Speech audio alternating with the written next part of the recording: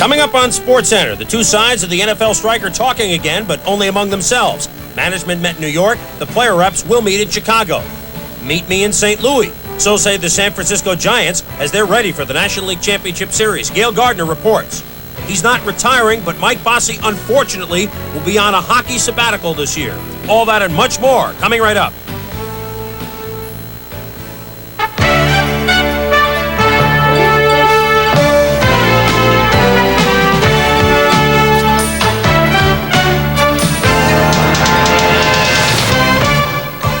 Hello again, everyone, and welcome to the ESPN Sports Center. I'm Tom Mees, along with Chris Berman. You? That's right. It's a replacement sports Replacement Sports Center. We are both smiling now, Chris, but frankly, I don't think many football fans, pro football fans, were smiling yesterday, nor do I think they will be smiling later on tonight. No, probably not, Tommy. 13 down, one replacement game to go, maybe.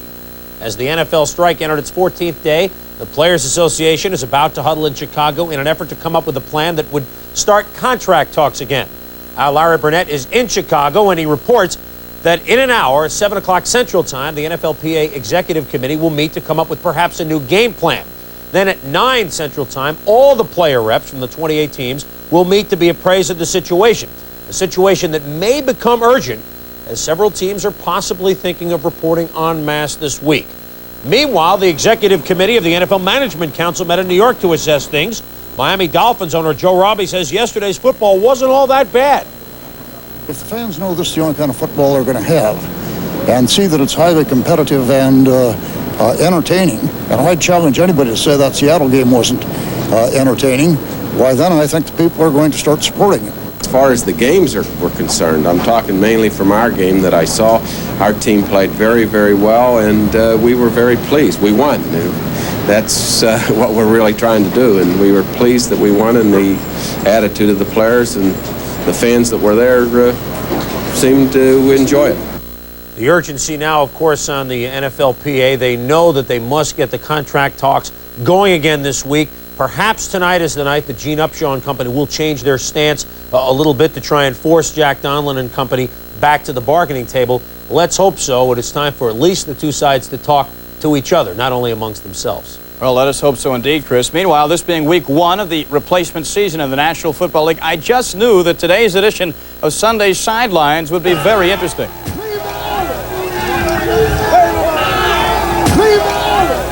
Yesterday, Veterans Stadium in Philadelphia, CBS camera catching this punch being thrown in front of the stadium before the Eagles-Bears game. That state of affairs much milder in L.A. as players handed out balloons and autographs.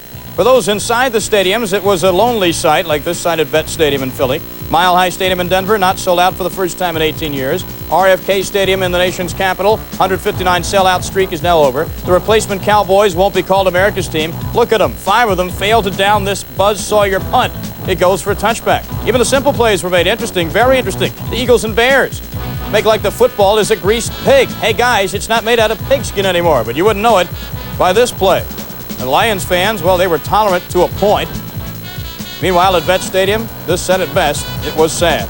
But how about a little recognition for the guys who played well? Former USFLer Anthony Allen, now playing for the Redskins, 255 yards, 3 touchdowns receiving. And the New Orleans Saints, Mike Waters, completing an 82-yard pass-run play for the longest TD pass in Saints history. Some teams had a different look. The passing Bengals passed only 9 times, Adrian Breen completing passes for 5 yards. And the Eagles, well, they looked like the same old Eagles as the quarterback was sacked 11 times. This, of course, the same team that set an NFL record for giving up sacks last season. So much for the action at the stadiums. Who watched the replacement games anyway?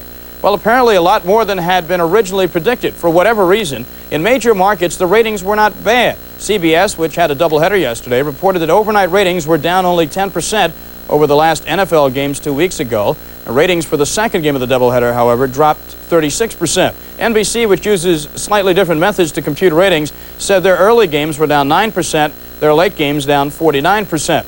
All told, NBC, which says it will televise the action again this week, said its strike games received an 11.7 rating, while CBS reported a 15.7 rating for the early games.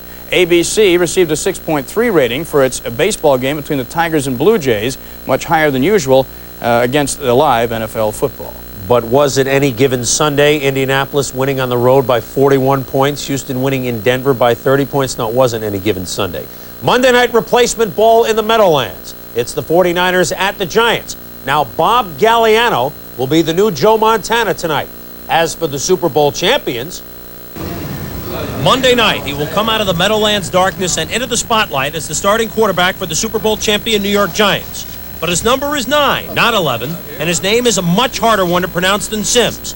He's Jim Krochickia, and he knows that while these are serious circumstances, he must keep a sense of humor about the whole scenario. Krochickia grew up about 2 hours away in Southbury, Connecticut, which is definite Giant country that breeds their fans young.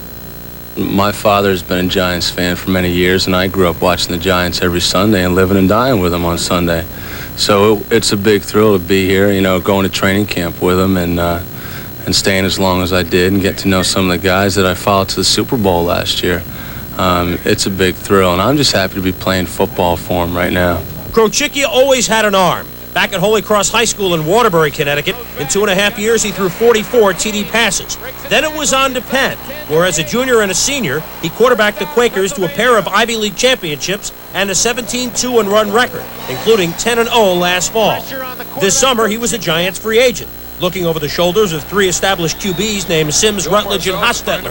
He outlasted every other quarterback in camp, but was released in the final cut. Now he is the one playing while the others remain on the outside. Is there undue pressure feeling he has to replace Super Bowl MVP Phil Sims?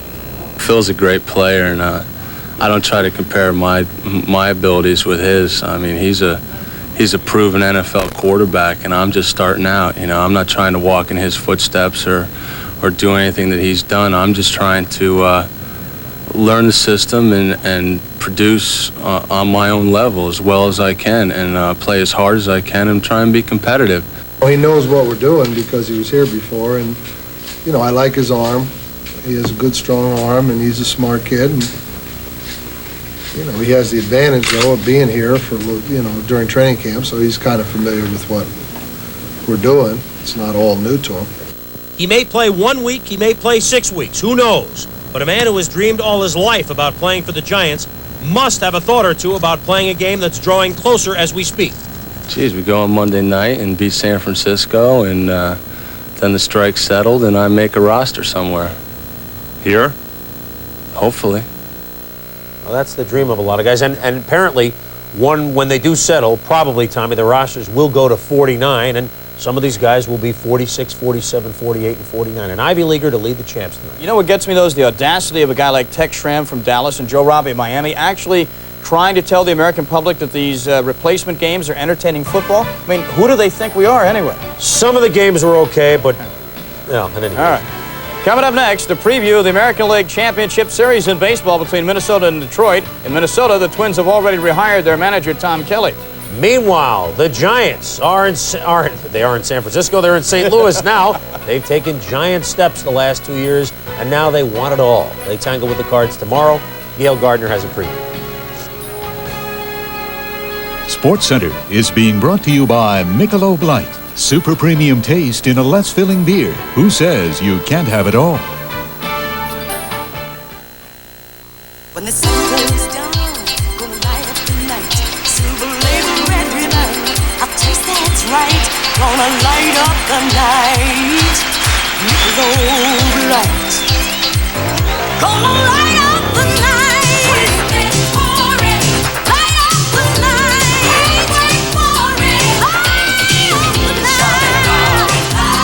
My Michelob Light. I'm gonna light up the night. The only way to travel is Cadillac style. Some people want more, but not just a little bit. This is your life, and you're the only one who's living it. But let's go, let's love every mile. The only way to travel is Cadillac style. Cadillac, Cadillac, Cadillac style.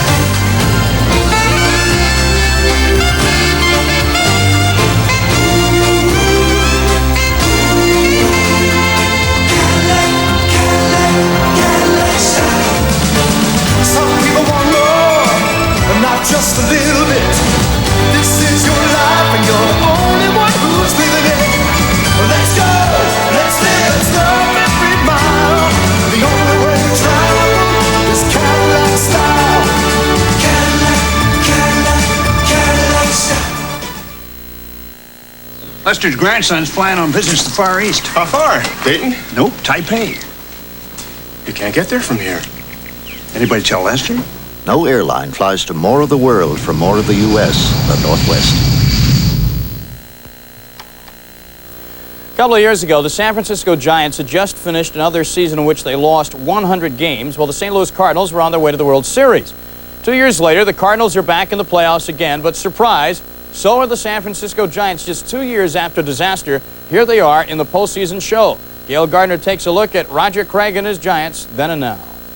Racker throws. There's a long pass. It's going to be, I believe, the Giants win the pennant. From the shot heard round the world to the talent-laden times of Mays, McCovey, and Marichal, they have been the stuff of legends. But from the winter of 1971 until this glorious moment a week ago, the former New York Gothams, then Giants, now San Francisco Giants, had been undercover. A once proud franchise hibernating, just ready to explode. Ironically, the last time the Giants were in the playoffs 16 years ago, there were earthquakes in California as well. But the Giants who arrived in St. Louis today hope that their fortunes turn out considerably better than their 71 predecessors. It is a team that has been built on youth, cunning, optimism, and key trades. One such deal brought lefty Dave Dravecky from the Padres on July 4th. He realized even before he joined the club that something special was going on in San Francisco. 2 years ago, when you looked at this ball club in spring training, I always thought that this was the club to beat in the West. You know, going into this season, I certainly thought that they had a good chance. But then coming over to this ball club and only being 4.5 back, and with the capability of putting a good string together, we knew that we had an opportunity to get into first place and ultimately stay there. I think we pretty much caught everybody by surprise because we don't have the superstars. And everybody say, well, who are these guys, you know? And then all of a sudden, here we are winning the NL West. I think we've made ourselves into a team to be reckoned with, not only this year, but also for the years to come. How do you think that the rest of the country perceives the San Francisco Giants? What do you think people think? I never thought about that. I really don't know. I think that they, after what's happened, you know, so quick, so fast, after, you know, losing 100 games in 85, now here we are in the playoffs, that maybe they think we're the team of destiny. Maybe I kind of feel that way, too. Even if things aren't ultimately in the cards, these Giants have proven to be formidable opponents and worthy representatives of the Giant tradition that once was. From Busch Stadium in St. Louis, I'm Gail Gardner, ESPN. Now, if only the Giants can avoid being on the cover of Sports Illustrated, they might have something going. Gail, by the way, will be in St. Louis tomorrow night for Game 1 of the National League Championship Series. Meanwhile, Tommy, news from Minnesota. No surprise, the Twins, the AL West champions, have re-signed their manager, Tom Kelly, who is a hero, for a one-year contract for 1988. He took over in late 86, and then, of course, 1 full year this year, and they're in the playoffs. Meanwhile, Kelly is still busy this season. The Twins working out in the Homer Dome, where they will host games 1 and 2 Wednesday, Thursday in the AL Championship Series against the Detroit Tigers. Frank Viola goes against Doyle Alexander. There's Don Baylor, a guy who has been there before for the Minnesota Twins, not for that team, but certainly other teams. Yes, he will be playing. The Twins, of course, are bracing themselves for the Detroit Tigers, who completed a last-gasp comeback this week with a 1-0 nail-biter over Toronto yesterday that won the AL East on the final day of the season. Frank Tanana Daiquiri went the route, had a direct hand in the final out.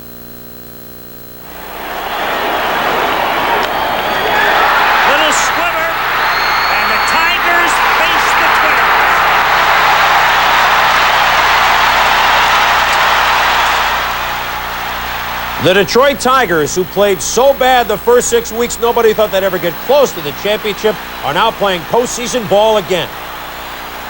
How does it feel, Jack? It feels great. It wasn't the kind of year we had in '84 where it was just a matter of time for us to wrap it up. This year it was the last day of the season before we did it, but I think the character on both clubs is similar because we wouldn't say die and we just kept battling until it was over. You know, you can't say enough about our pitchers. You know, they know what they had to do. And they did it, and it was great competition. Just got them to hit the ball at people when I needed them to, so we end up winning. It's the greatest feeling, George, I have ever had. You know, and I'm not taking anything. I don't want anybody to mislead the players that were in the Cincinnati. They made me and put me where I'm at. But they would not even understand how hard a road this was. And they would be so proud of these people here because these people are like them. They're true professionals. They're outstanding people, and they wouldn't do one thing to embarrass another club. Jack Morris was right. In '84, they clinched it in May. This year, they clinch it the last day of the season. But for every good side, there is a flip side. And for Toronto, a very good baseball team, it is a difficult pill to swallow, knowing that the title was theirs if only the season had ended a week ago. George Grant has a postscript from Detroit. For Toronto fans, it was like a recurring nightmare. In 1985, the Jays were within one game of clinching the AL pennant against the Kansas City Royals when the offense sputtered and George Brett and company rallied for a 7-game series victory. And then this year, with a 3.5-game lead and a week to go, the engine started spurting oil again. And when the season's 162nd game was over, the lead was gone, and so was the AL East title. You know, we played them tough, they played us tough. You got to give them credit. They got a great team out there. And you know, I can't take nothing away from them. They hung in there. They were down 2.5 games, and they kept fighting back. And they got some great pitcher performances, some clutch hits. They got a few breaks, and, you know, I got to give them all the credit in the world. For a club that came so close, the second-place finish was a bitter pill to swallow. It's a very disappointing ending to a very good season. And, you know, if anyone would say we'd lost 7 in a row to end the season, I would have said they were crazy, but it did happen.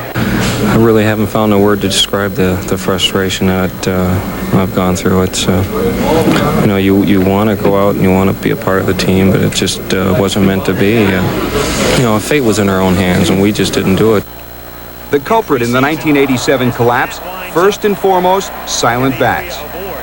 We really just haven't hit. We hit some balls good in games that haven't fallen, but I mean, that's why those guys are out there playing defense too. While the hurt of this 87 fade will take a long time to heal, this was a Blue Jay team that left its mark, but was just not able to overcome the loss of Tony Fernandez and Ernie Whitt. For the Blue Jays and their fans, the hope for a title north of the border will just have to wait for another year. George Grant, ESPN. It hurts, but a 3.5-game lead with 8 games to go. Unfortunately for the Jays, they will be known as a gag artist. And unfortunately for some of us who kind of grew up in New England, we are reminded that the 1978 Boston Red Sox will be remembered that way. They led the division by 6.5 games on September 1st. The Yankees caught them. Bucky then hit a homer. Why bring it up? But, Tom, there's something for you, too. No. The 64 Phillies led by 6.5 games on September 20th, then lost the last 10 games of the year. Short and bunting on 2 days' rest. Gene Mauch still hasn't lived that down. The 51 Brooklyn Dodgers led the Giants by 13 games on August 11th. The Giants caught them, and in the playoff, you saw tonight, Bobby Thompson did hit the home run. And those 3 teams, along with Toronto, unfortunately for fans of them, will be remembered as teams that had it but dropped it. All right, now, for those teams that do have it, that are in postseason play, I mean, who do you like anyway? My bunion tells me, Chris, I got to go with the Minnesota Twins. Paul tells me I got to go with the Minnesota Twins in the American League Championship Series, and I like the San Francisco Giants. I hope I don't put a hex on them against the Cardinals. I'm going with the underdogs. Yes, you are. Of course, the Twins playing the first 2 games at home and having the best home record in baseball, they make sense. But you know what? Detroit plays on natural grass outside, and so do the Giants in Candlestick. I may be a purist, or I may be quoting Richie Allen and saying if a horse can't eat it, I don't want to play on it. Natural grass is where the World Series belongs. I like the Twins if they played outdoors, but I'm going to go with Detroit and San Francisco. I think you're being mighty narrow-minded just because they have a saran-wrap right field wall in the Metrodome. That's terrible. All right, let's move on, please. The Baltimore Orioles, well, they had a miserable year. We all know that. They finished 6th place in a 17 division, 31 games out. They went only 18-60 against games involving division opponents. Something had to happen, and today, step 1 of what could be a house cleaning happened. General manager Hank Peters was fired with 2 years left on his contract, fired by owner Edward Bennett Williams, as was farm director Tom Giordano. Now, the announcement, there was no mention made of the fate of manager Cal Ripken Sr. Apparently, they're going to be content to let Cal Ripken Sr. twist in the wind in Baltimore. Well, with his 2 kids playing on the team, it's a little harder guy to fire than any other manager, I would think. Still to come, number 22 says adieu to the Islanders for a while. And we'll be back with that story and more. First, here are the individual champions in Major League Baseball this season.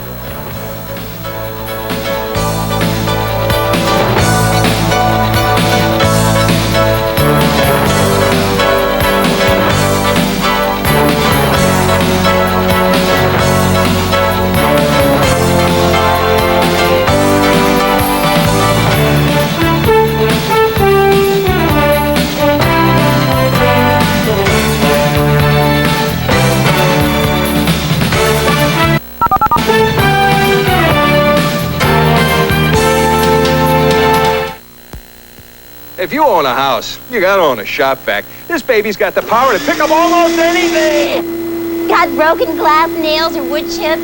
Shop vac gobbles up stuff that would kill an ordinary vacuum. And a shop vac wet dry can even vacuum water like a flooded basement. The washing machine is flooding the house. Every house needs a shop vac. Starting at under $50, a shop vac is heavy duty, not heavy money. And remember, if it doesn't say shop vac, keep shopping. Geese! Geese! I said send me the lease! Police! End these mistakes in communication. From now on, don't just say it. Put your request on paper and send it on a Pitney Bowes facsimile machine. Your message is there, and the answer is back in seconds. We're Pitney Bowes. Think of us first in fax. For details, call 1-800-MR. That's 1-800-MR. The last time Montreal met Philadelphia, it was an all-out brawl for the Wales Conference title. The Flyers won the battle, but the war rages on in the season premiere of the NHL on ESPN. Live Thursday. One of hockey's most prolific goal scorers will be on ice, so to speak, for the coming year. Mike Bossy of the New York Islanders will need a year of therapy to heal a serious back problem. The year won't assure him of being able to play again, but Bossy hopes it will. Mike Bossy isn't retiring, and I am approaching the physical therapy with the hope of, as Bill mentioned, returning to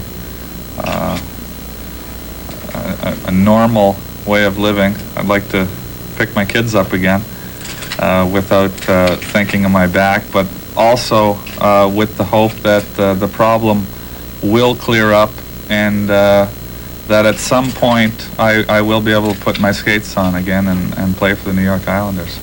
Well, all hockey fans root for that. That is for sure. You are talking one of the most prolific goal scorers ever. 9 straight 50-goal years. Matter of fact, last year when he had only 38 with the bad back, the only year in his career he didn't get 50. 5 times 60 or more goals, including the 78-79 season when Mike Bossy scored 69 times. Get healthy, Mike.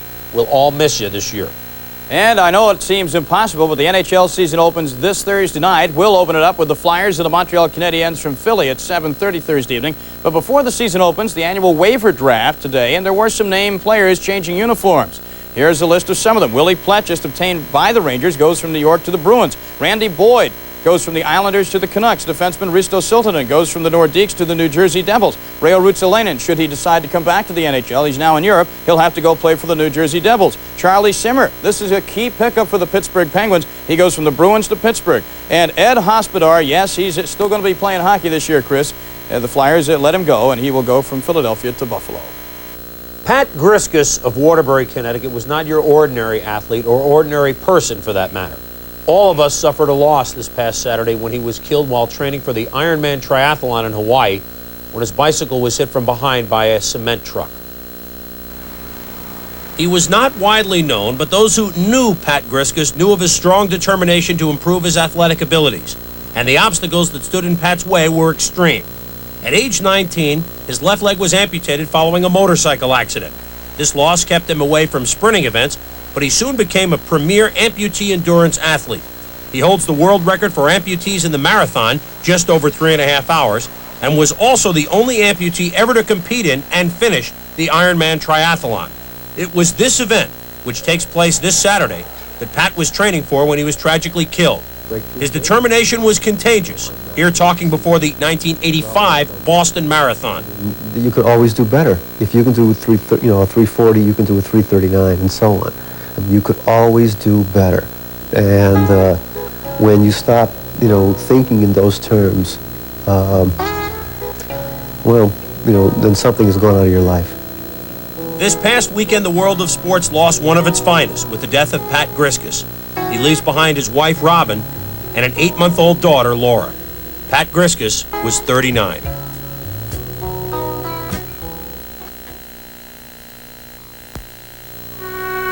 You build a house with wood and nails, but a home you build with love.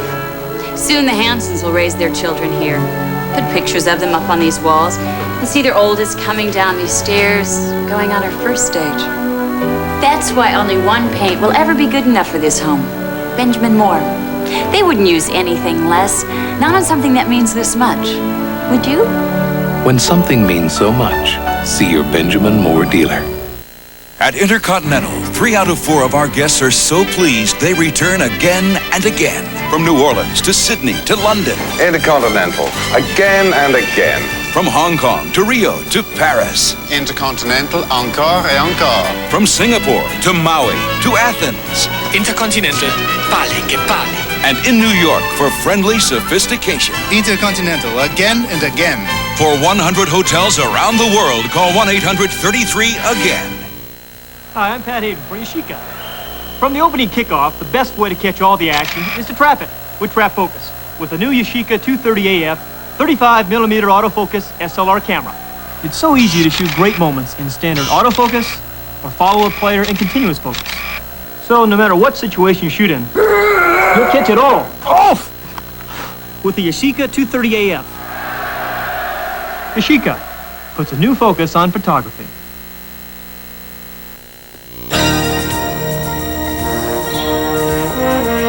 The Common Market Express takes you to Brussels, your key to Europe and beyond. Belgian World Airlines, the official airline of the Common Market capital. Big meeting in Chicago within the hour tonight of the Executive Committee of the NFLPA. One of the members, James Lofton, had a chance to chat just a few moments ago with our Larry Burnett in Chicago. I think the one good thing about Sunday is it sent a message not only to the owners but also to the players that the fans don't want to put up with substitute football. And I think if anything, the players looked at that and they say, how can we get back on the field? And that's what they're wondering right now. So that's why the player reps needed to come in, because there were a lot of discussions around the league last week as to what we could do, and we're going to try and find that out right now. Correct me if I'm wrong, but the games were pulled off yesterday. Television ratings were down. Advertisers pulled out. And you guys had a strong show of support from other unions, et cetera, et cetera, et cetera. And yet the prevailing wind seems to say that the owners gained leverage yesterday.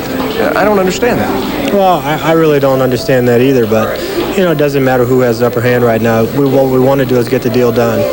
Are you guys in a position where you're considering backing off free agency? I think we would consider almost anything. We have enough points on our agenda that if we can address other things, 1 point could be given up. But it's hard to say whether it'll be free agency, guaranteed contracts, or what. But you guys are hopeful tonight that you can get something out of this meeting that will get you in a direction back towards the negotiating table? Well, anytime you fly across the country, you're hopeful that you can do something that'll get us back to the table. Not do more than build up the mileage. We will have the reports of those meetings on the next Sports Center at 11:30 Eastern. Back on this one in a moment.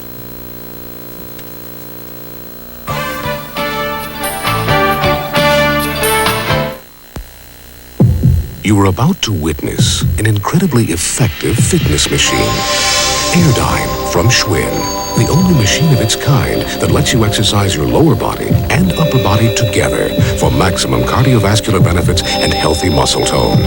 Use the Airdyne for as little as 20 minutes every other day to help achieve and maintain total fitness. Schwinn Airdyne, the ultimate fitness machine. See your Schwinn dealer or call 1-800-AIRDYNE for a free brochure. The son of a former world champion, Tracy Patterson, is well on his way to a shot at the featherweight crown. See this powerful up-and-comer when Budweiser presents Top Rank Boxing live Friday night on ESPN. October on ESPN. Part of the hottest fall ever. College football heats up with live Saturday doubleheaders, sizzling Grand Prix and IndyCar excitement, and horsepower of another kind sets a blistering pace between top thoroughbreds. Golf's best scorch the fairways in the Nabisco Championship. There's fire on ice as the National Hockey League season begins. And Sundays don't miss television's ultimate highlight show, NFL Primetime, the hottest fall of sports ever, in October on ESPN. Stay with ESPN. The next 90 minutes is NFL Monday. That wraps up this Sports Center. However, I'm Chris Berman. He'll be in his blue jacket for those shows. Coming I'm out of the Tom phone Mees. I'll be back at 11:30 tonight.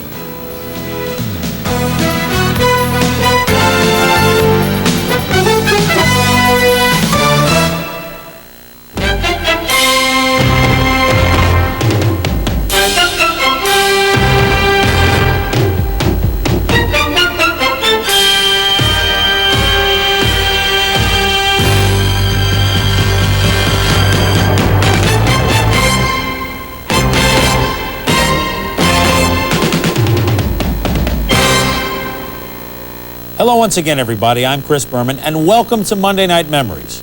Tonight, we'll take a look back at two games featuring four-time Super Bowl participants, the Minnesota Vikings and the Pittsburgh Steelers. In 1976, the Vikings were in the middle of a 7-year string of NFC Central Division titles, while in 1979, the Steelers boasted 7 straight AFC Central titles. We'll return to both teams' glory days when the Vikings traveled to face upstart San Francisco in 1976, and the Steelers visited division rival Houston in 1979. We'll be back with both games right after these words. This ESPN event is being brought to you by Shell Oil Company. Experience the difference at Shell stations. Everyone's idea of the perfect car may be different, but on gasolines, people often agree. Thanks, Dad. Which is why Americans have made Shell the best-selling gasolines in the country. Hey, Tommy, the big day at last. Couldn't have done it without you. Maybe it's the patented additive package. And I'm starting it off right. Or the way you feel your car perform. Whatever it is, it's the difference between being America's best-selling gasolines or just one of the rest. Shell. Experience the difference. It's the real action, the pro action, NFL action with the VCR quarterback game, NBA action with the VCR basketball game, NHL hockey action with the VCR hockey game. Hundreds of plays, hours of action. The VCR board game's officially licensed by the leagues themselves. Pick your sport, play with the pros. It's a new ball game every time you play. Your favorite sport is always in season at your VCR Sports Center. Is at a store near you.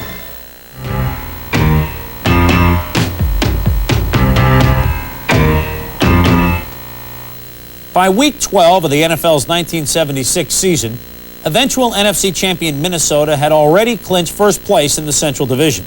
At stake for them in a Monday night battle with San Francisco would be the home field advantage in the playoffs, if you consider it an advantage to play in the mid-December tundra of Metropolitan Stadium.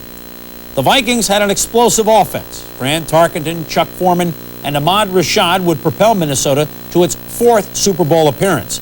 And the veteran Purple People Eater defensive line of Jim Marshall, Carl Eller, and Alan Page routinely disabled opposing offenses. San Francisco's offense was already crippled. Quarterback Jim Plunkett couldn't play after he injured his side in a midweek practice, and defensive end Cedric Hardman broke an ankle a week earlier and would not suit up either. Healthy for the 49ers was its rushing attack. Delvin Williams and Wilbur Jackson were both threats to run 1,000 yards in a given year. This was a must-win game for San Francisco. One more loss after 4 in a row would eliminate them from playoff competition. A win for San Francisco could help the 49ers to their first winning season since 1972. While a picturesque Bay Area sunset was the serene setting outside of San Francisco's Candlestick Park, inside, 2 playoff contenders were anything but congenial. San Francisco's Monty Clark was in his first and only season as 49ers head coach after spending 5 years advising the Miami Dolphin offensive line. The newest student in Clark's starting lineup, untested Scott Bull. The Arkansas rookie replaced injured 49er quarterback Jim Plunkett. Bull's last start was a New Year's Day Cotton Bowl victory against the Georgia Bulldogs. This time, the Bulldogs were in his backfield. Running backs Delvin Williams, number 24, and Wilbur Jackson formed one of the NFL's most potent ground games. On this night, the 49ers faced Jim Marshall, Alan Page, and a veteran Minnesota defense known as the Purple People Eaters. But the first course proved to be a little too much for Minnesota to stomach.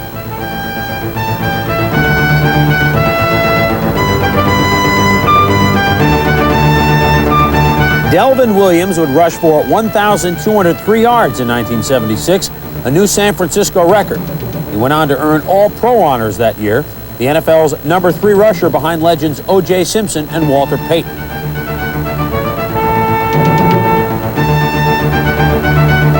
Wilbur Jackson, number 40, was more of a meat and potatoes runner, yet quite reliable to bring home the gravy.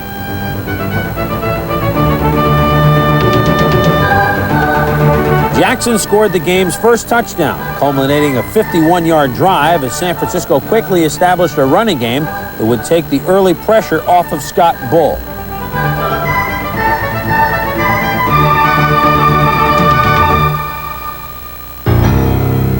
Opposing quarterbacks could rarely escape 49er defensive pressure, not with number 53 Tommy Hart around.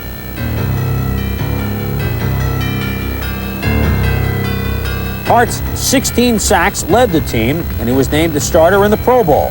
Another All-Pro, Cleveland Elam, number 72, and Jimmy Webb combined for 21 and a half more sacks in 1976. And an occasional belly flop. Excuse me, Miss Manners. While quarterback Fran Tarkenton wasn't always a sitting duck, he frequently found his wings clipped.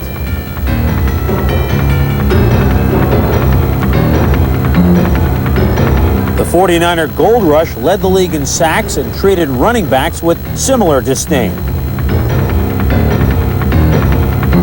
San Francisco's gang-tackling style slowed even the great Chuck Foreman in the first quarter.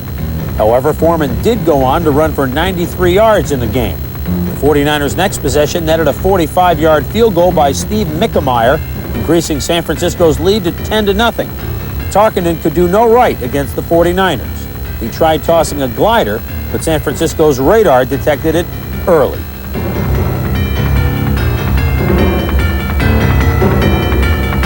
Tarkenton completed less than half his passes in the game, and the Vikings were forced to punt 7 times. While teammates grew frustrated, Tarkenton remained cool, and eventually Minnesota's sleeping offense caught more than a glimpse of success. Wake-up calls were placed at Tarkenton's wide receivers, and finally, the connection was free of distortion.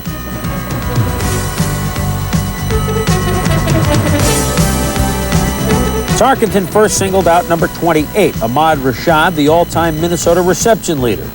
On the other side, Tarkenton lined up Sammy White, voted the NFL Rookie of the Year in 1976, and the Vikings' number 2 receiver of all time.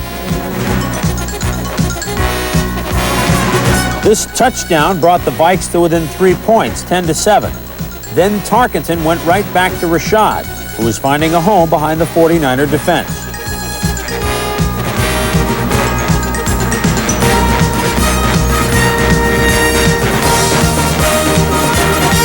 Although this was Ahmad Rashad's first season in Minnesota, his timing with Tarkenton was impeccable.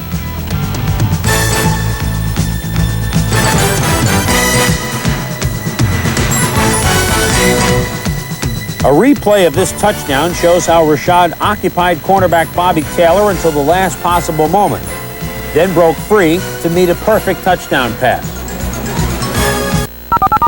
With a little more than a half remaining, Tarkenton stole San Francisco's momentum and their advantage. The Vikings. Introducing AmberVision, the most amazing breakthrough in vision technology since glasses were invented. These super glasses actually improve vision indoors, outdoors, day or night. We guarantee it. Look, AmberVision blocks the blurring blue rays, the same rays that cause haze and fog. Everything is so much crisper and clearer. I can't believe my own eyes. They're amazing. AmberVision blocks 100% of the dangerous ultraviolet light with UV 400, the best protection for your eyes. You'll wear these high-fashion glasses all year round, and one size fits all. Oh, I can't believe the difference. Catalogs offer similar glasses for $59.95, but now you can order AmberVision for just $10 on this special offer. Seeing is believing, so order AmberVision today. Clip-on model is also available. Credit card users call 1-800-445-4000. That's 1-800-445-4000. Or send just $10 plus $250 shipping to AmberVision, Box 2500-E, West Caldwell, New Jersey, 07007. The best of the NFL. Every Sunday, ESPN delivers hard-hitting highlights from every single game. NFL Primetime, Sunday on the exclusive cable home of the NFL, ESPN.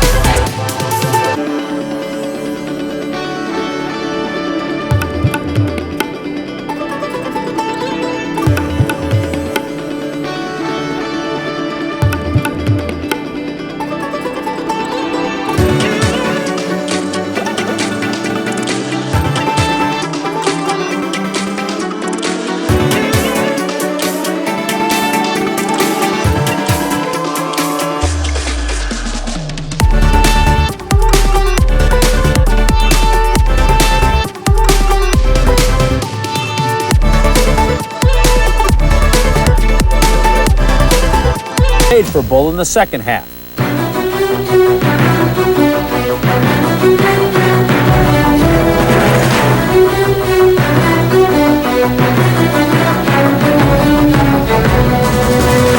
The Vikings' pass rush left Bull no options, and Minnesota's linebackers began filling holes once owned by 49er runners.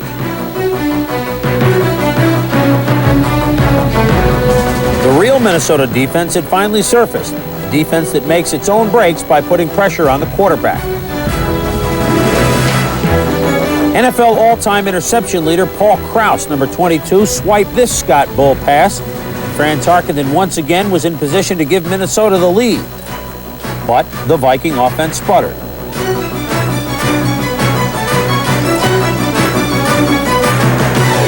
Passes skidded off fingertips. Minnesota was forced to settle for a Fred Cox field goal, still trailing San Francisco by a point. But stopping the 49er running game would be tougher than completing a New York Times crossword puzzle.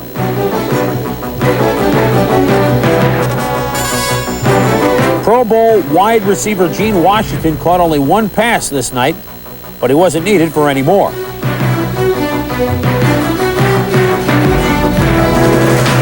Running back Wilbur Jackson joined Delvin Williams in gaining more than 150 yards, marking only the third time in league history that two backs on the same team gained at least 150 yards in one game.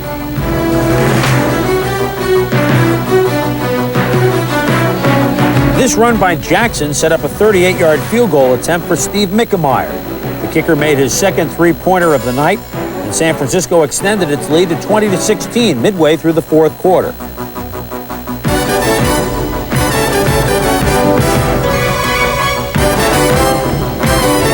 The 49er offense finally ran out of gas, and 49er punter Tom Whittam ran out of footing.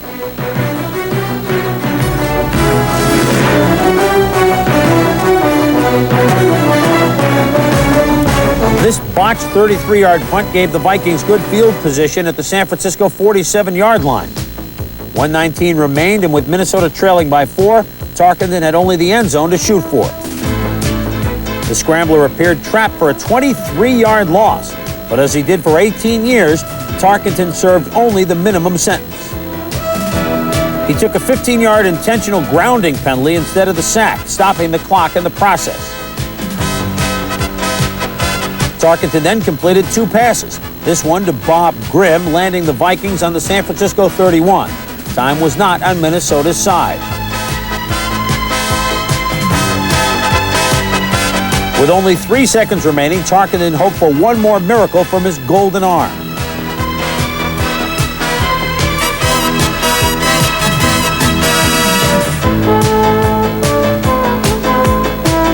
Mel Phillips deflected Tarkenton's pass, but an illegal procedure penalty was called against the Vikings before the snap. The clock was reset.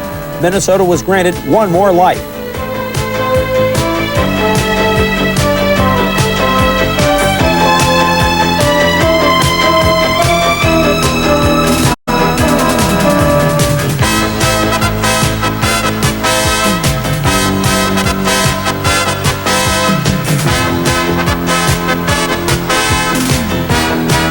Sammy White couldn't get to the ball, and this time the game was over. The 49ers went on to their first winning season since 1972.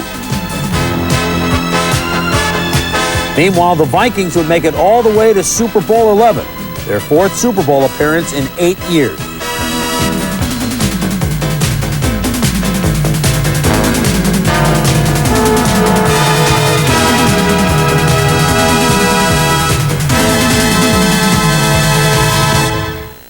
Remember, dear, you've only had your license one day. I'll be fine, Mom. Don't worry. Don't forget your first stop. When you stop at a Shell station, you get more than America's best-selling gasolines. You get all the little extras you may not find at other stations. Here. I've never done this before. Well, I guess that's it. Thank you. Come back and see us. Because at Shell, we haven't forgotten That was easy. how a service station got its name. Shell. Experience the difference. You give your all to all you do. Don't settle for less from your shampoo. Wash and go Pert Plus. Ordinary shampoo can't give you this kind of manageability. You need Pert Plus with a unique combination of effective shampoo for cleaning plus conditioner for control all in one. For great, easy-to-manage hair, it's one of a kind. Just one shampoo does it all for you. Wash and go. With shampoo, conditioner in one. Pert Plus.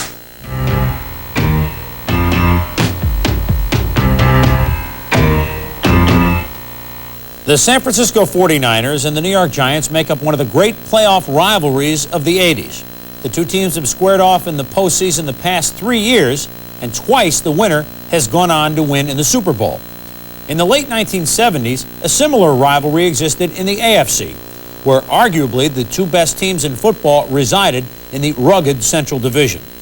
There was no arguing that the Pittsburgh Steelers at the time were the best team in football, as they rolled to 4 Super Bowl titles in 6 years.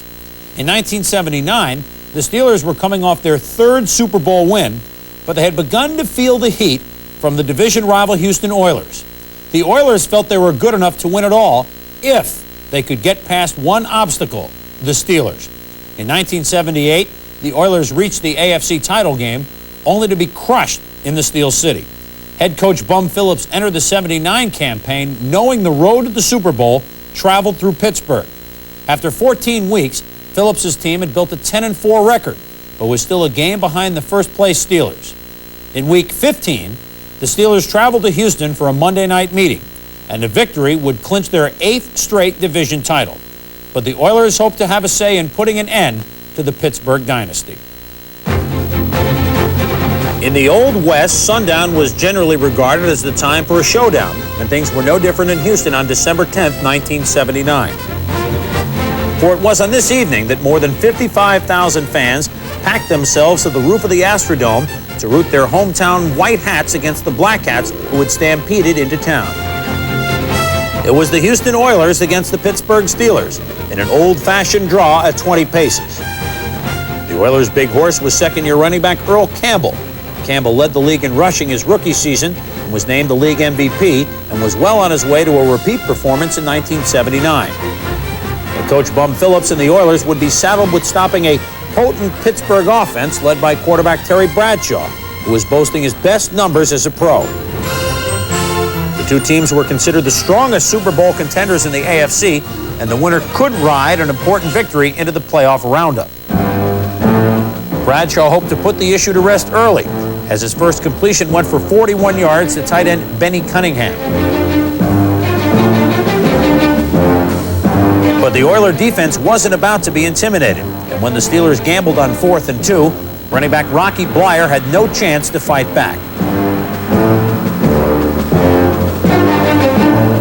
The Oiler uprising set the tone for a first half dominated by defense.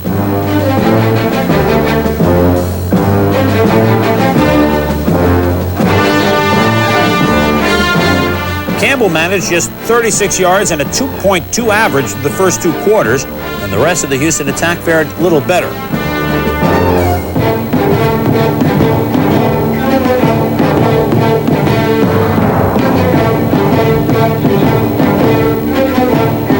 At times, the Oilers appeared as if they simply wanted to hand the ball back over to the Steelers.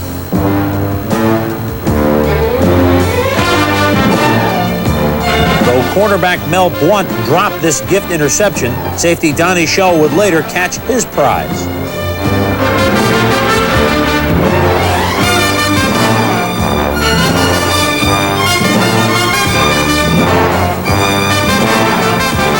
The stinginess of Pittsburgh's steel curtain came as no surprise, but the Oilers were no slouches on defense themselves, as they dropped Bradshaw 3 times on the night and posted 51 sacks for the season.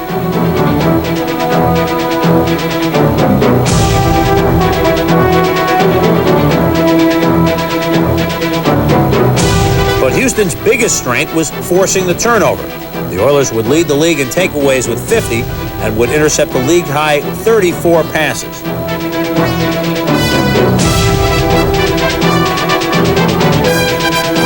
Art Stringer's pickoff of Bradshaw's very errant pass was one of 2 Oiler interceptions in the second quarter.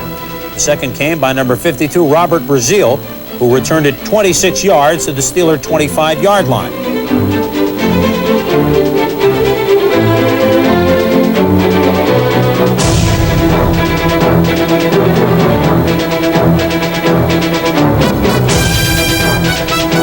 The Oilers wasted no time in capitalizing as quarterback Dan Pastorini hit Ken Burrow on the next play for the first score of the game.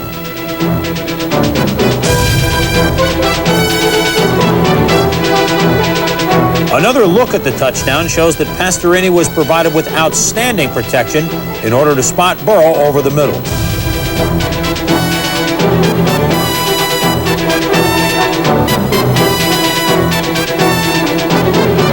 The Oiler touchdown with just over a minute to play in the half was the lone score the Oilers fans would see before intermission. It surely was enough cause for foot stomping deep in the heart of Texas. I'll show you a morning like you've never seen.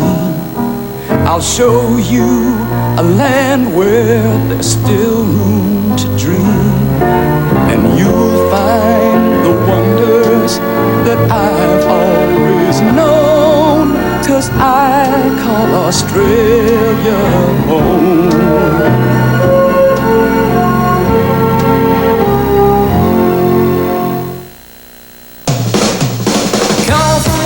On Thailand Beach, I try to make some supper, but I can't even eat. Jump in the shower, watch the world from my back. I'm gonna get you, baby, that's a natural fact. In the nighttime, that's the right time. I wanna be with you in the nighttime. The night belongs to Michelob. The ESPN Thrifty Car Rental World Tour slogan to win a trip to the Pro Bowl is NFL Hawaiian Holiday. Write that slogan on a card with your name and address and send to World Tour Sweepstakes, Box 912, Ridgely, Maryland, 21683. This is ESPN, the Total Sports Network.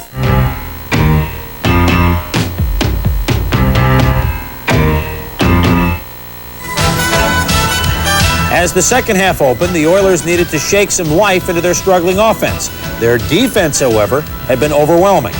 Houston had held the Steelers to a humbling 19 rushing yards and 4 first downs. But it would be a terrible mistake to assume Pittsburgh was ready to throw in the towel. The Steelers had grown into a team that took great pride in its excellence, and no one embodied that excellence more than Pro Bowl receiver Lynn Swann.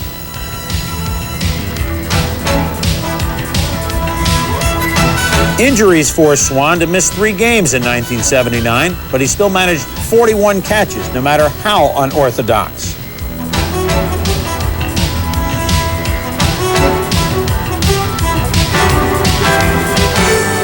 Swann was the leading receiver on the evening with 4 catches, and after the two teams traded field goals, he appeared to tie the score on this 13-yard hookup from Bradshaw. But a holding penalty wiped out the score, and the Steelers trailed 10-3 midway through the third quarter. Pittsburgh coach Chuck Noll was never one to take a missed opportunity lightly, and the Steelers were determined to make the most of their chances the rest of the night.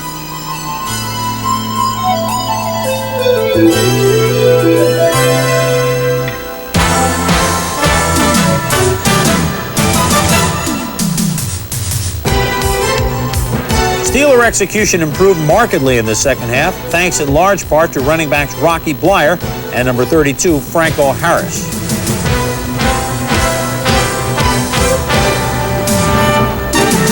Over 12 seasons, Harris was the greatest runner in Steeler history, but it was his 3 second-half catches that helped maintain Pittsburgh drives. Harris, who rushed for nearly 1,200 yards in 1979, averaged close to 5 yards a carry against the Oilers.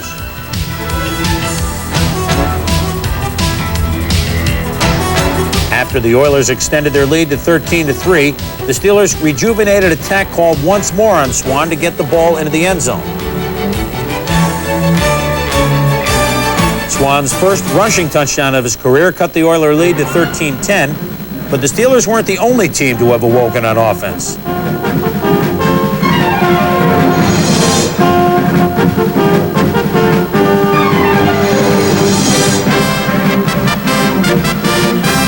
Pastorini completed 4 of 5 passes in the second half, relying mostly on medium-range strikes and dump-offs to the reliable Campbell.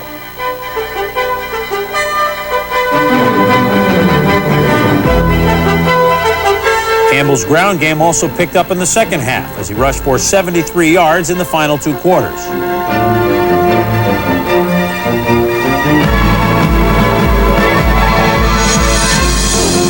Campbell totaled 109 yards rushing, and the Oilers finished with 190.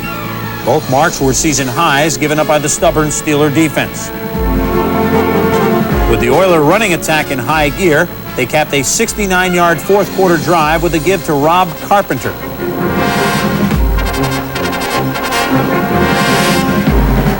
Carpenter's 4-yard end around gave the Oilers a seemingly insurmountable 20-10 lead. With 2:10 remaining in the game, it was party time in Houston.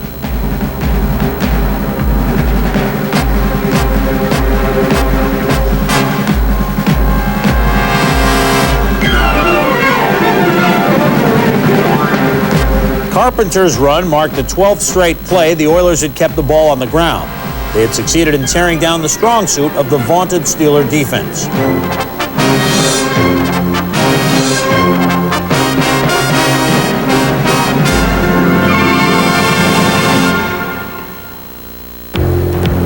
Though the defense had broken in the second half, the Steeler offense was far from finished. Bradshaw may have looked to Swan most of the night, but it was number 82, John Stallworth, who would emerge as the Steelers' leading receiver in the season.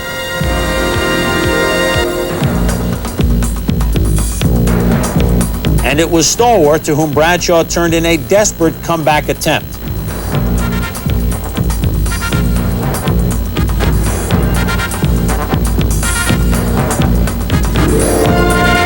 Another look at the 34-yard score shows that Bradshaw barely eluded the grasp of number 69, Andy Doris, before releasing the bomb.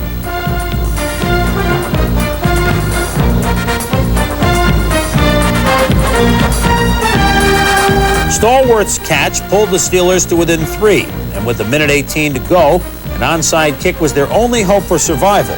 Though the kick appeared to be perfectly executed, the officials saw differently.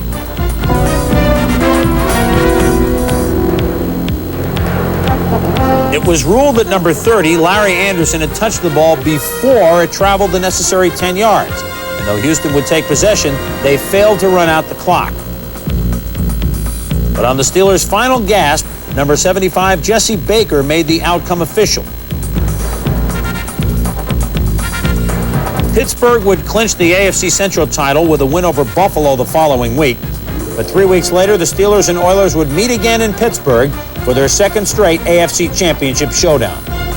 Though the Steelers would win the title and go on to capture their 4th Super Bowl, at least on this night, Houston could sing praises to their Oilers, who truly had displayed the look of a champion.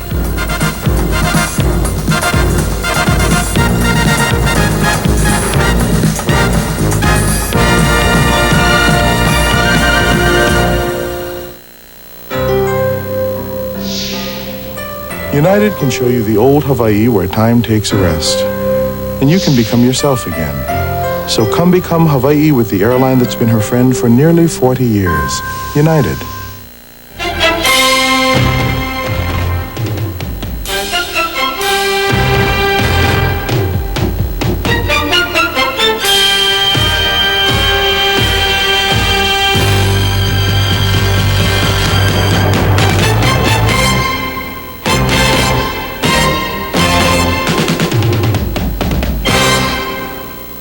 Welcome back to the second half hour of NFL Monday. I'm Chris Berman. This week, Monday Night Matchup continues to take a break. In its place, we'll be presenting a program that we've called NFL Spotlight. This show will feature the many men who have performed so well throughout the years in the National Football League. Mostly, we will concentrate on contemporary players, focusing our spotlight on those who have brought something unique or different or just plain outstanding to the game over the years. NFL Spotlight will look at the men who play the game and their accomplishments.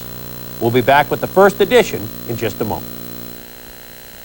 Traveling down the highway, always on the move. When you're driving with Big A, you know the road ahead is smooth. We've got a muffler that fights rust. It's the Big A Advantage muffler with Absorbite, a revolutionary rust inhibitor.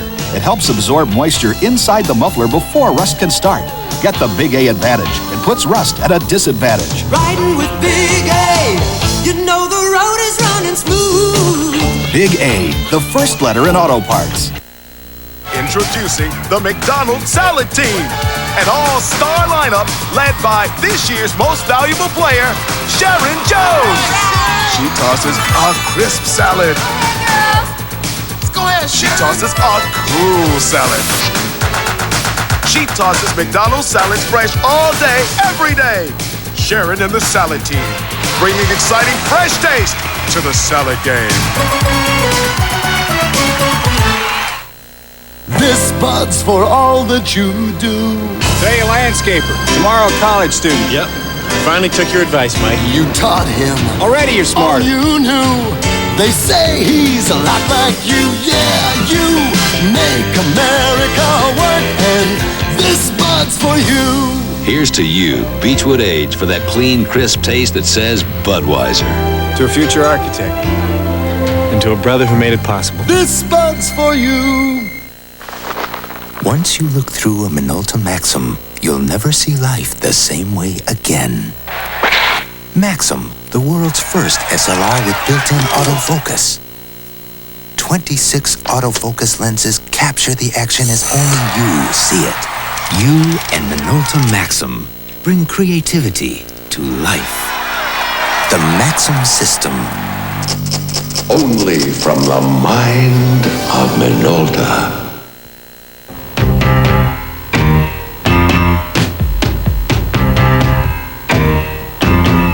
As pro football moves toward the end of another decade, we thought it would be interesting to take a look at some players who began their careers back in the 1970s. This portion of NFL Spotlight will focus on the remarkable athletes who have beaten the odds, who have bounced back time and time again to prosper in a career whose average lifespan is about 4 years. These men have overcome all obstacles, accepted all the challenges.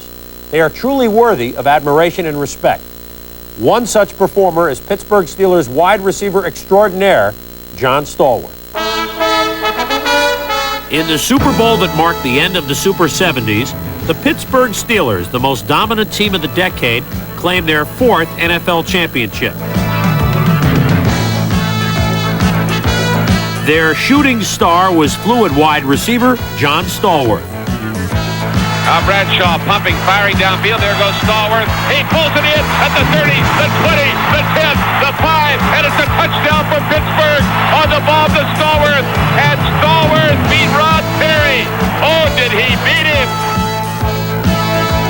By the end of the 1979 season, John Stallworth had traveled the often perilous road to NFL stardom. It's a road strewn with debris, one that few navigate successfully. Yet, after 6 years in the league, the former 4th-round draft choice had become a true professional, a player whose daring deeds and spectacular efforts spoke volumes.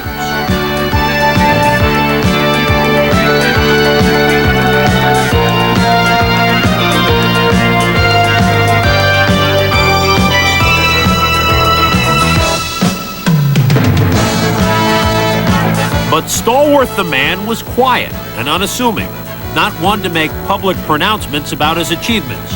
That was in direct contrast with his receiving partner, Lynn Swann. As a duo, they were the best in the league, but the debate raged. Who was better? Swann's outgoing personality was a favorite of the press. Stallworth's reserved manner left him fighting for the respect he deserved as an athlete. I think that made me a little bit more hungry than say Lynn was. And that's not to say that he didn't have a whole lot of desire. But my desire to compete and to be better was maybe just a little bit stronger than his. Not taking anything away from Lynn, but after seeing him and seeing him perform, I felt that I was as good or better. No one has been better in the postseason than Stallworth. His 12 touchdown catches are a playoff record. Bradshaw with plenty of time, lets it go down the middle. There is Stallworth for the touchdown. Look at those tearbolt towels flying, you betcha! As Stallworth leaves Greg Stembrick far behind him.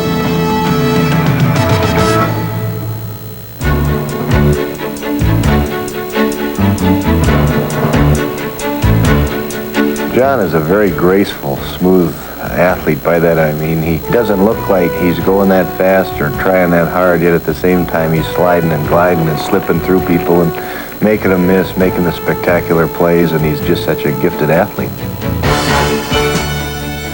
As you watched him, they had a close-up on him on the camera that I had seen in highlights before, and his head never moved. Everything else is moving, his arms, his shoulders, his legs, his hips, and everything, but his head is just sitting there. You know, it's kind of like you could set water on it, and you wouldn't have to worry about spilling a drop, and that's how smooth and gifted he is.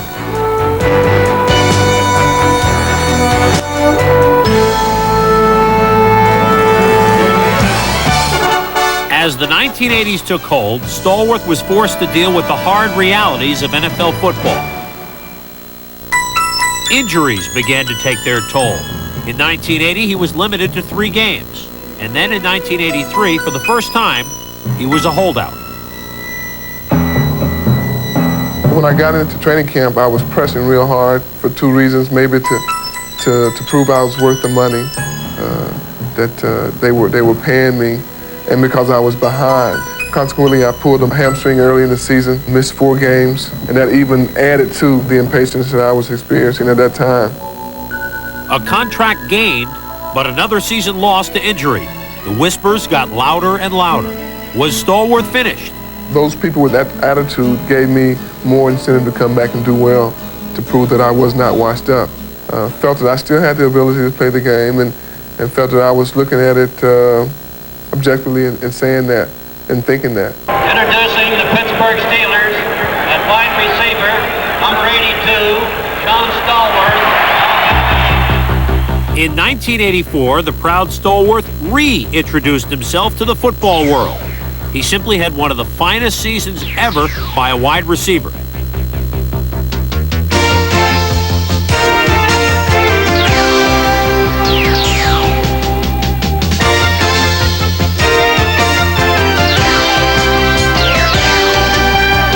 At age 32, Stallworth began again as the NFL's Comeback Player of the Year. The old man was young once more. Stallworth to the left. And Malone back there going deep. The Stallworth's got him out there all alone. Touchdown, Pittsburgh. Stallworth beating John Turner by about a half mile. Oh, I'm telling you, Turner, he couldn't keep up with that old man. No way. I mean, Stallworth just took him to the cleaners on this one. It's amazing. It's now 1987, and the 35-year-old Stallworth is still giving fits to defensive backs 10 years his junior. When all is said and done, John Stallworth will go down as one of the best ever.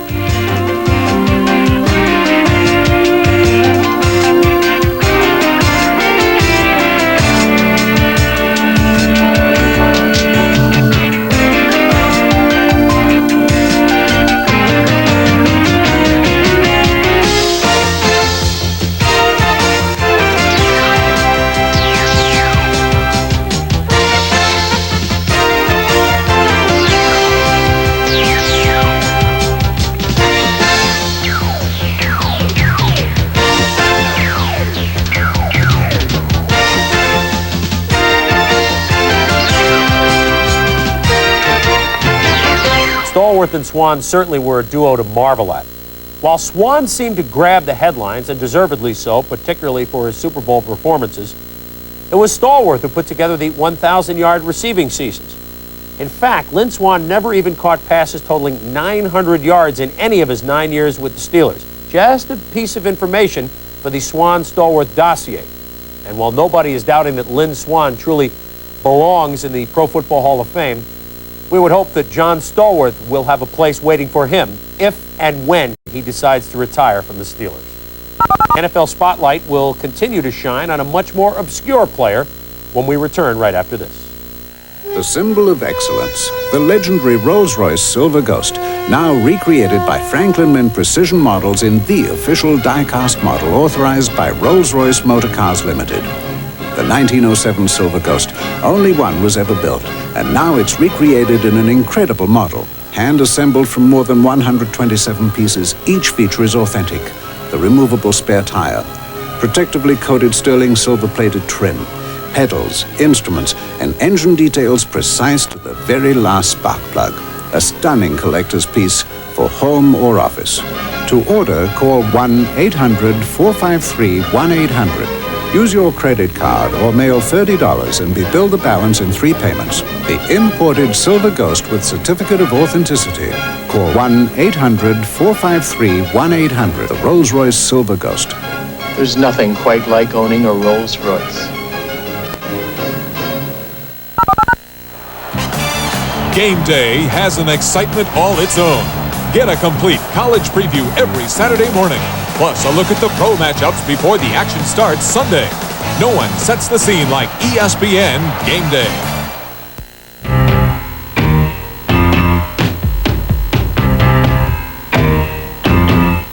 Of all professional football players, none earns more pity than the backup quarterback. Anonymously, he waits on the sidelines, and he waits, and he waits. You've seen him standing there patiently beside the coach, trusty clipboard in hand, maybe the headset on, relaying signals from the sidelines to that Sunday idol out on the field. However, the silver lining to his cloud is the hope that someday he'll get that chance to take that rare snap from center. If he fails, he is doomed to eternal life on the bench. But if he becomes a winner, he can shed his cloak of obscurity and bask in the instant celebrity that belongs only to the NFL quarterback.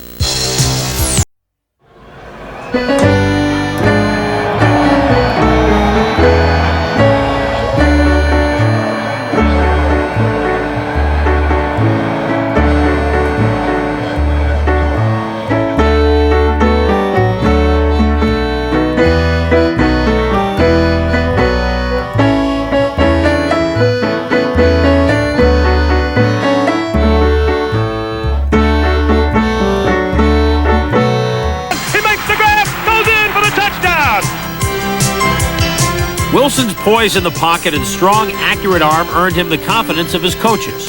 However, his infrequent appearances left him relatively anonymous to the fans. But all that changed on December 1st, 1985, when Wilson led Minnesota to one of the most incredible comebacks in NFL history. With only 8 minutes and 23 seconds left in the game, Wilson and the Vikings made a miracle happen. Wade Wilson takes the snap, drops back to pass, scrambles to his right, throws it deep down the right side. He's got Carter open. Touchdown! Touchdown, Minnesota Vikings! Oh, Anthony Carter beats the deep man, Brennan Wilson. He caught the ball at the goal line. An incredible comeback. But Wilson's greatest challenge wouldn't come until this season, when the seventh-year substitute became the opening day starter in Minnesota.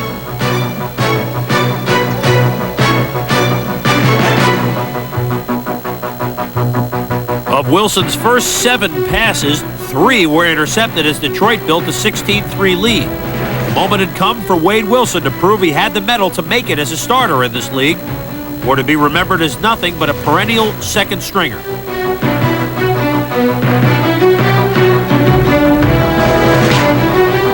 Calmly, Wilson strong-armed the Vikings back into the ballgame. He patiently took what the defense gave, finding seams and zones and reading blitzes to a T. With his confidence building on every possession, Wilson hit on 10 of his last 15 throws for over 200 yards and 3 touchdowns. Minnesota rode Wilson's right arm to 24 unanswered points in the second half. When the final line came in, it read Vikings 34, Lions 19. But that was nothing compared to what lay ahead. Week 2 brought the Vikings to Los Angeles, where Tommy Kramer's lingering injuries meant that for the first time in his career, Wade Wilson would take every snap from center in consecutive games.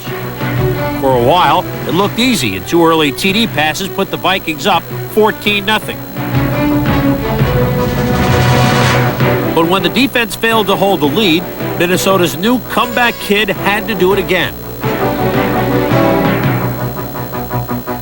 Wilson's 41-yard strike to Hassan Jones came with only 30 seconds left in the game and gave the Vikings a 21-16 victory. Wade Wilson had proven not only to his teammates, but to himself that he could be a winner. Have you ever noticed that car rental companies charge more in the airport?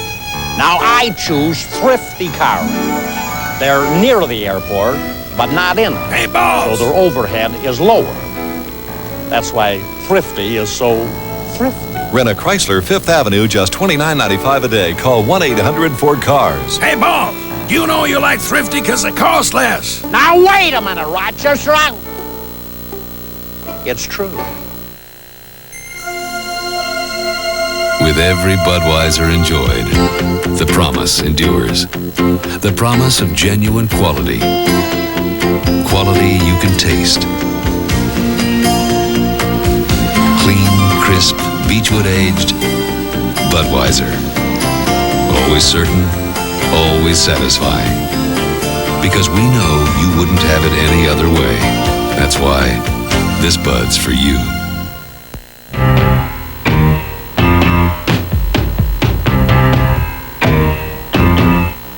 Sometimes a college football player graduates to an NFL team that already has a position waiting for him. No layover, a non-stop flight to the big league starting lineup. This is a luxury often reserved for the game's greatest talents or the league's worst teams. At the Citadel as a senior, Stump Mitchell rushed for more than 1,600 yards, finishing second in the NCAA to Heisman winner George Rogers. Rogers went on to start immediately with the New Orleans Saints as the first player selected in the entire draft. St. Louis drafted Mitchell, but it wasn't until the 9th round, and the matriculation process was slower than Stump Mitchell had hoped. In 1981, St. Louis's Stump Mitchell was no different than any other rookie running back. He would do anything to carry the ball. The Cardinals already had a star halfback, O.J. Anderson, number 32. As his backup, Mitchell was anxious to show that he could dance too. Determined not to be a wallflower, he started a party of his own on special teams. Mitchell comes up under it, takes it right at midfield. Here's Mitchell, dances to the 45, up the middle of the 40, 35, 30. Mitchell inside the 25, 20, 15, 10. He goes all the way, 50 yards. Mitchell established the league single-season record for punt and kickoff return yardage. But the same resolve that allowed him to field 105 consecutive punts without calling a fair catch was fueling his desire to become a starter in the NFL. The next year, an injury sidelined O.J. Anderson for a critical December matchup against Philadelphia. Mitchell finally got his first start at halfback and some helpful advice from O.J. That way you keep your legs fresh and go right back in there and give some more. It's your day. It's all on you.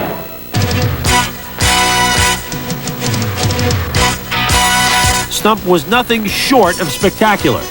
Given an inch, he took 145 yards, and now the entire league took note of the 5'9", 188-pound speedster. Still an excellent kick returner, Mitchell's spinning, churning style became a more frequent sight coming out of the backfield.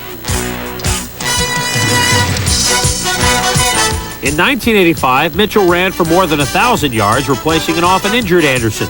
Then last year, the long-awaited promotion to starter finally arrived. The Cards traded O.J. to the Giants, leaving Stump standing tall as the top man in St. Louis. Stump Mitchell, you know, what can you say about Stump Mitchell? Outstanding competitor. Every time he gets the ball under his arm, you look for him to make a big play. Time after time after time, he's tackled at the line, tackled behind the line. When the play's over, he's made 15, 18, 20 yards. As a starter, Mitchell consistently gives quarterback Neil Lomax an extra weapon, a running back with the hands of a receiver.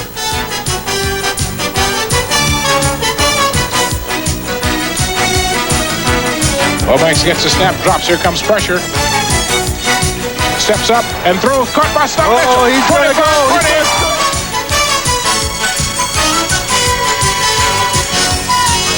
No runner in St. Louis history has a higher average per carry than Stump Mitchell. Not Terry Metcalf, not even O.J. Anderson. For this bird of a different feather, it's never been a question of quality, only quantity.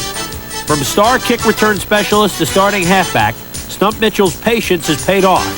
And no one can doubt that the 7-year veteran can still dance.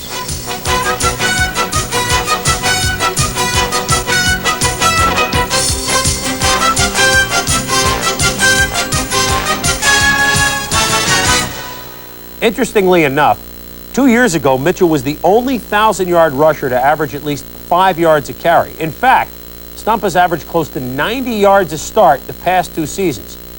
That, my friends, is consistency. We will put the spotlight on one of the NFL's most consistent receivers after these words.